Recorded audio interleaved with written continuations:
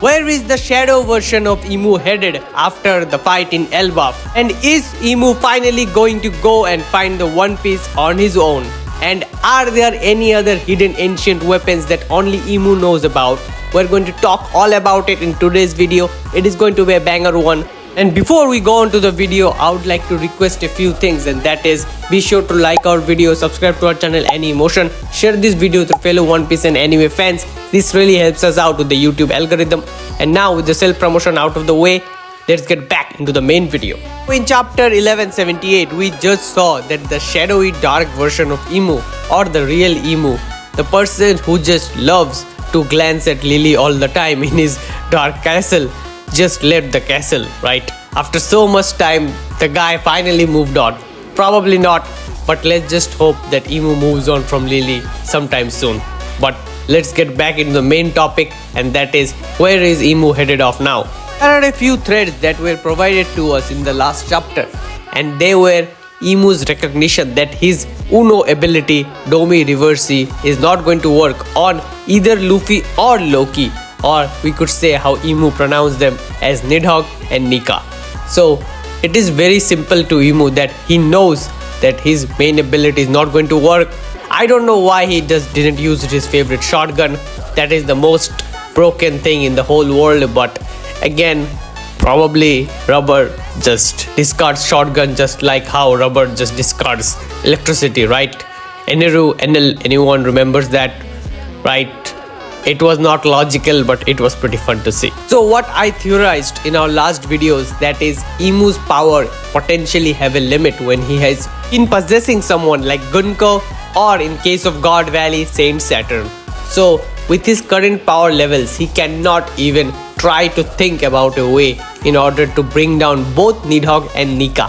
It is very hard to even bring down one of them, but both of them combined, it is probably a nightmare for anyone to bring both of them down, including Emu.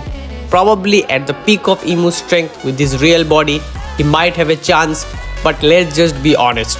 If Emu is someone from the Void Century, then he fought against Joy Boy, and Joy Boy probably had the Nika Devil Fruit. So you have to think about it, the Nidhogg Devil Fruit wasn't even present there, and it is said to be one of the strongest ones. So if the Nidhogg Devil Fruit is even considered to be on the same caliber of strength just as Nika, or rivaling it in terms of strength, then it is a total nightmare for anyone in One Piece to even consider or think about defeating both of them combined. So Emu needs to do something that is pretty wild, right? Even if Emu is considered to be the sea god or the devil, it is pretty hard to bring both of them down. So what will be the possible things that someone like Emu could do right now in order to bring both of them down? Let's talk about it and discuss about it, and let's also discuss about what will be the next biggest thing we could see from Emu, or the next big reveal from Emu's side, and let's just talk all about it right now. So first of all, Emu, right?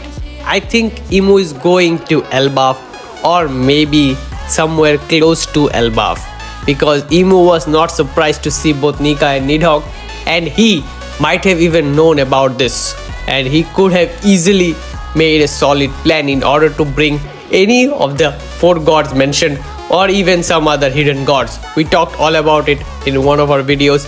Be sure to check that out, who are the hidden gods and all of those stuff. So let's first discuss if Emu is going to Elbaf, what he could do. So first of all, I would still say this, that Elbaf is not yet over, and we are going to see some huge things done by Emu, including Emu's own silhouette reveal, right? If Emu goes to Elbaf, it is 100% sure that we are going to see who Emu is. His gender, right, it is pretty unknown. Is Emu a male or a female? It is probably pointed towards him being a male person, but his gender is going to get revealed, his whole face and everything, if he is going to Elbaf. I would still back one thing that I said, and that is Emu is going to achieve what he came to achieve in Elbaf. That includes burning down the Elbaf tree and killing Elder Jarl, right?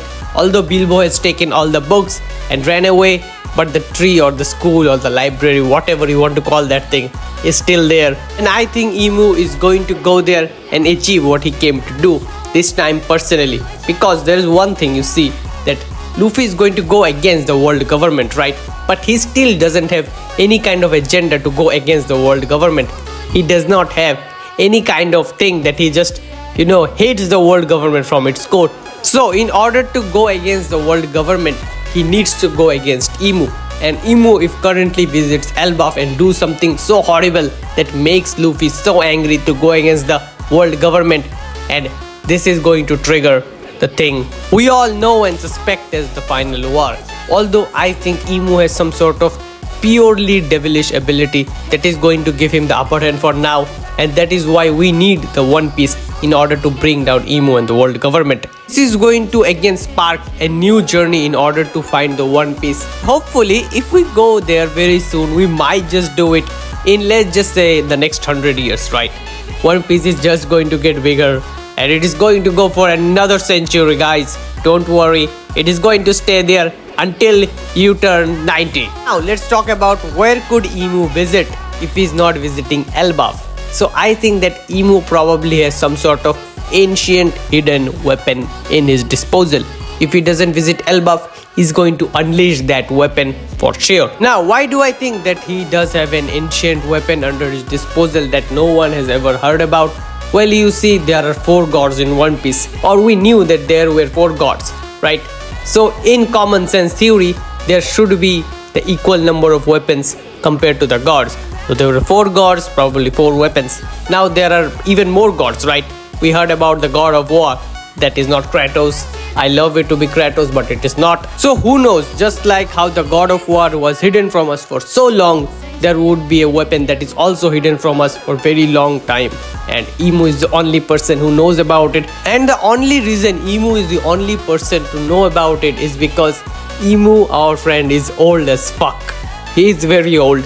He probably knows a lot of things that the other people doesn't, and he is going to unleash one of them if he's not visiting Elbaf. Now there are 2 more wild theories I would like to talk about. One of them being Emu is going to unleash the hidden weapon or the hidden creature that is kept at bay behind the gate of justice inside the Florin Triangle, right? We don't know what is inside there. There is going to be something inside of it. That is why the whole triangle or Bermuda Triangle phenomenon is going on. So let's just see if our theory of is Emu going to unleash the person inside the Florence Triangle going to be true, or there is another very wild theory, and that is Emu is going to go and find the One Piece. He's finally doing the hunt. You know, he was there on the 2-page spread, and that showed all the contenders who are going to find the One Piece. So why not? Emu is going to go and find the One Piece. That is pretty wild, but again, it is on the card because he was again on the 2-page spread. And one more person who was there and shockingly is not doing anything is our boy Sakazuki, or Akainu, whatever you want to call him. Although they don't call him Akainu anymore because he's the fleet admiral at this point. But my guy is not finding the One Piece. I don't know what he's going to do, but probably lava is the strongest thing in the One Piece world. So it is going to blow anyone to bits just by unleashing his full awakened version. So I'm going to say that it is it for today's video. I hope you guys liked this video. It was pretty weird and wacky to make because there were a lot of theories floating around in the internet, and I do came up with a lot of things on my own. So again, pretty wacky one for this. And finally, I would like to say that if you like this video, be sure to hit the like button, share this video with your fellow One Piece and anime fans. Be sure to subscribe to our channel Anymotion. And with that out of the way, I'm out. Peace.